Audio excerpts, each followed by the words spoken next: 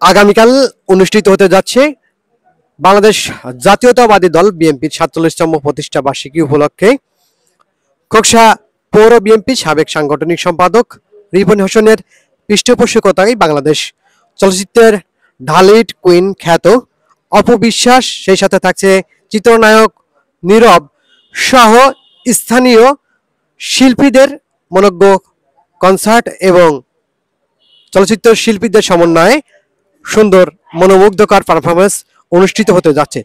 এ বিষয়ে কর্তৃপক্ষ যারা আজকের এই আয়োজনে রয়েছে, দেখছেন বিশাল প্যান্ডেলের কাজ চলছে। আমরা যারা আয়োজক কমিটি রয়েছে তাদের সঙ্গে কথা বলে জানার চেষ্টা করব তারা কি রকম প্রস্তুতি রাখছে এবং আসলে কি আগামীকাল অপবিশ্বাস আসছে কিনা, এ বিষয়ে আমরা কর্তৃপক্ষের কাছ থেকে জানার চেষ্টা করব।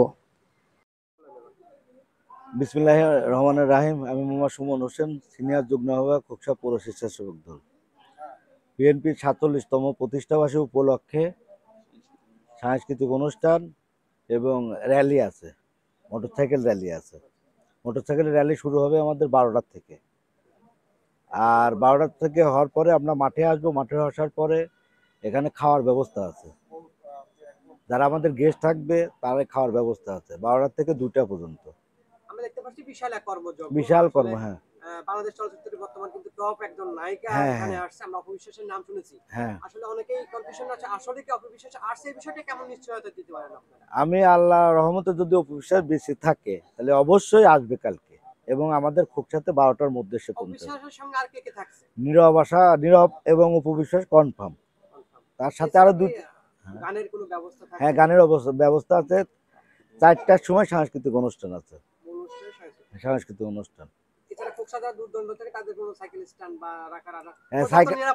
হ্যাঁ, নিরাপত্তা আইন শৃঙ্খলা বাহিনী, খোকসা থানা এবং কুষ্টিয়া এসপি মহোদয় মানে যতটুকু করার আমাদের ব্যবস্থা করেছে, সুব্যবস্থা করেছে।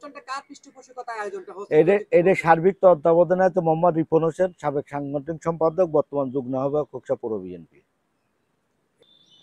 খোকসা উপজেলা এবং কুমারখালী উপজেলাবাসীর এই প্রোগ্রামের জন্য আমন্ত্রণ দিলাম, এবং সবাই যেন 3টার মধ্যে অবশ্যই এসে আমাদের অনুষ্ঠানটা উপভোগ করে।